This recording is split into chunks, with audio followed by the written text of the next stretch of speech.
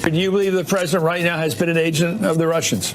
Yes, and I think all the arrows point in that direction, and I haven't seen a single piece of evidence that he's not. Do you still believe that the president is a Russian agent?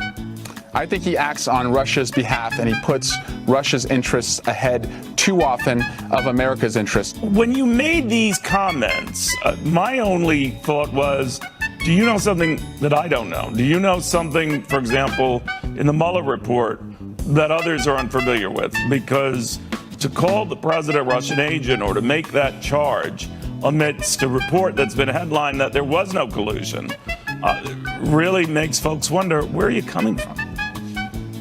Well, Neil, I'm not going to apologize for loving this country and being someone who benefited from free markets, no, free but that ideas, wasn't my question, sir. My question was so whether you called the president. I understand that, but you essentially called the president a foreign agent of the Russians, and I'm wondering, there's a report out that seems to disavow that. Have you read the report? No, but neither of you, right? Well, have you?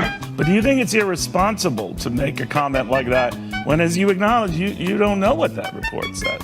You don't need to have the Mueller report to see all the things that this president did. Then why with the heck did we do it? You were for the Mueller report, right? I mean, why the heck did we do it now? And by the way, the report might raise some of the issues you just did, but why the hell did we go through this, spend the tens of millions of dollars we did, if you're saying I don't need to see it to know that the president's a crook?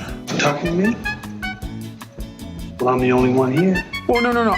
I'm saying on the issue of, did the president seek to work with the Russians? Did he ask them to keep hacking? Did he welcome their support? Did he take actions that benefited them? We don't need to see the Mueller report. We've seen all that. We don't need to see the Mueller report. We've seen all that. Or the three stewardesses are actually ghosts. The Mueller report, by the way, has also produced over 30 indictments, 6 guilty pleas, and others who are still, under criminal investigation. So it's not like it produced nothing. We're more likely to believe an important local businessman than a foul-mouthed jerk from out of town. I want to see the full report. I will accept anything Mueller says. Liar! Liar! But you're not. If he says that, and you obviously question but you question the conclusions of the Attorney General, when, again, if any of those conclusions were wrong, I'm sure Mueller would have raised it. But you're not going to accept, it sounds to me, whatever that report is. No. I want to go back to the smaller case. If that report says that the president was not a Russian agent, Congressman, would you say the president is not a Russian agent? The president acts on Russia's behalf. I don't need to see the Mueller report for that.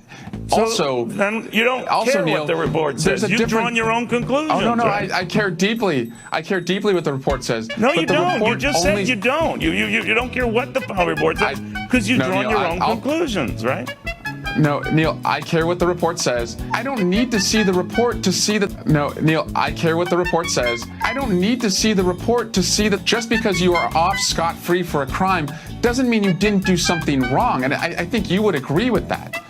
But we don't know if that's the case. You've already said it is. Well, I know. I don't need to see the report to see that the president's kids met with the Russians in Trump Tower. Each other, but you're quite right. We'll see when the report comes out, whether it can settle it once and for all or not.